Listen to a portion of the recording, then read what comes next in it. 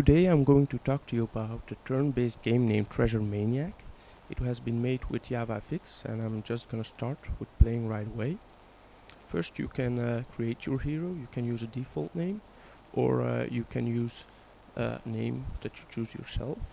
Then you have power, defense, speed and awareness. It's pretty self-explanatory, except speed will also decide whether or not you can flee from a monster, and awareness will also decide who can start first, whose turn it will be first, yours or the monster's.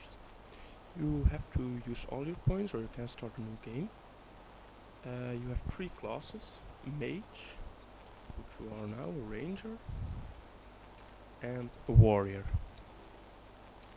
For those who are really bad, you put a little cheat code in there.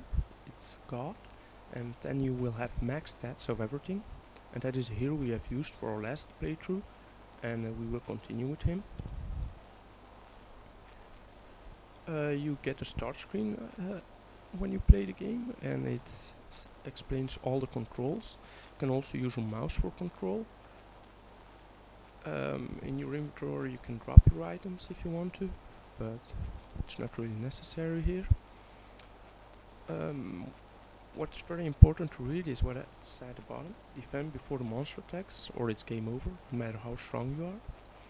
We start in round 8, there are 10 rounds in total, and we have a score of 500 already, and that score has been determined because out of the value of all the items in your inventory. We have only one item right now with a value of 500, so our score is 500. Then every room either is empty or has a treasure chest or has a monster guarding a treasure chest. Here we have a monster guarding a treasure chest. You see he has 3 lives, we have 6 lives, and he's much weaker than us because we are gods, and we can either attack him or flee from him, and we will flee this turn just to show you how it works. Then we go into a new round and we get a new monster with the treasure chests. He's a bit stronger, but we can easily kill him, probably in one turn. Then we can take a look in the chest he was guarding. You can take out one thing if you only want one thing, if you take out one thing, the chest will close again. You can look in it again if you want to, and you can take out another thing, or you can just take out everything. Then the chest is empty and will stay opened. Then you can look in your inventory, and if you don't want something, you can just remove it here. It's very good for your score, but not so good for your stats, so I would drop it if I wasn't god, but I'll still drop it. Then you get to the final round where you will meet the end boss. He normally is pretty strong and you can't flee from him. He will normally get the first turn, but we're gods, and now we get the first turn and we will attack, and we will probably kill him in one turn. Yes, so we'll take a bit of his treasures, it's all good for your score, and when we go out of the screen we get a victory and we will go to the high scores. We're on the 6th place. The first place has also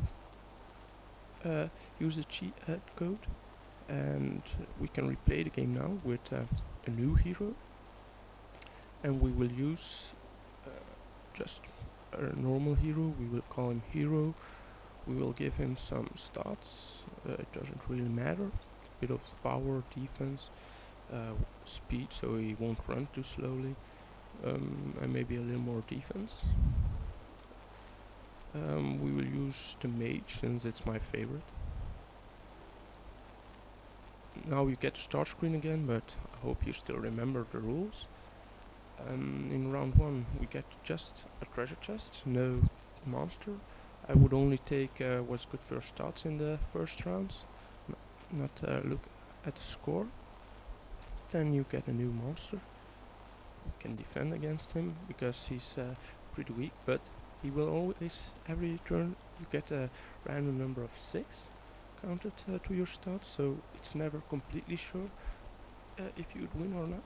We almost kill him, he only has 1 heart left. We will defend, we won't defend this time, and you will die anyway, no matter how strong you are. Then you get a gravestone with your name on it and a defeat. Then you will go to the high scores. We will still be in it because the lowest one had 0 points, we have 100. And now I will show you the control panel for our game. Make it a bit larger. You have the monsters, pretty self-explanatory. You fill in everything, of course, with valid values, because else you'll get an error message on the bottom. It's in Dutch because my operating system is in Dutch, else it will be in English. Then it will be added at the bottom before the boss, always before the boss, where you can modify its values if you want to.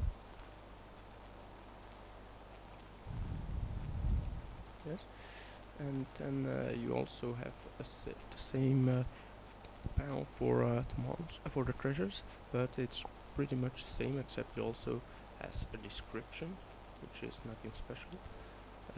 Then you also have a value, and the avatars say what kind of treasure it is: boots, helmet, item, jewelry, and stuff like that.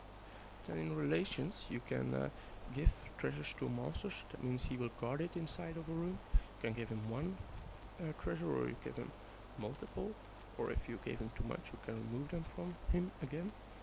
And if he still has a treasure to him and you try to delete him, then you will get a message saying it still has treasures connected to it. Do you want to delete it anyway? You choose yes, he's gone.